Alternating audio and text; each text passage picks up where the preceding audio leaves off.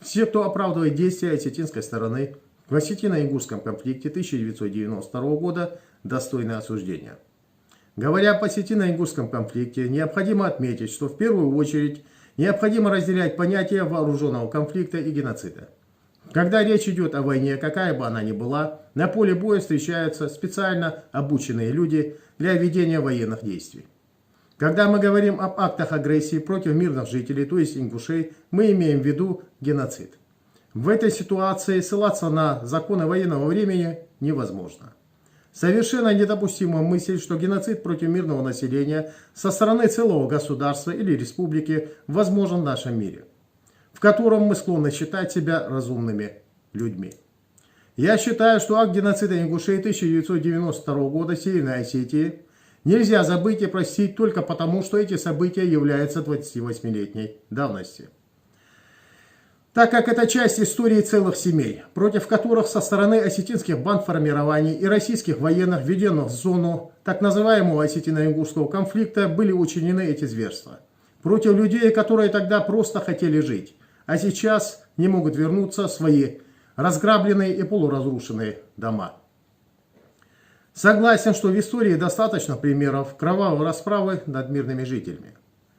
И история международных отношений показывает, что страна, то есть Россия, ответственная за насилие над мирным населением, может продолжить свое развитие только тогда, когда возьмет на себя ответственность за содеянное и за ее последствия, как это сделала, к примеру, в свое время Германия, послевоенное время. В ином случае страна, погрязнув во лжи, все свои усилия направляет на то, чтобы поддержать свой фейковый имидж на международной политической арене и в глазах своего же населения. Напомним, что в ночь на 31 октября 1992 года осетинскими вооруженными бандформированиями при поддержке российских военных подразделений и их офицеров, отдававших преступные приказы своим подчиненным, был осуществлен акт военной агрессии в отношении гражданского населения Северной Осетии ингушской национальности. В результате заранее спланированной этнической чистки ингушей в Северной Осетии были убиты более 650 человек лиц ингушской национальности.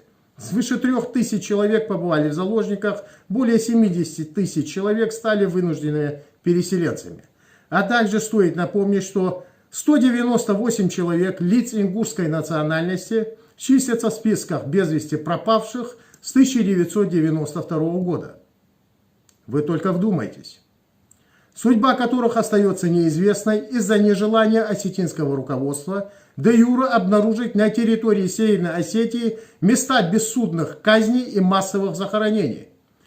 Также по причине отсутствия федеральной следственной группы по поиску без вести пропавших в ходе так называемого осетино-ингушского конфликта.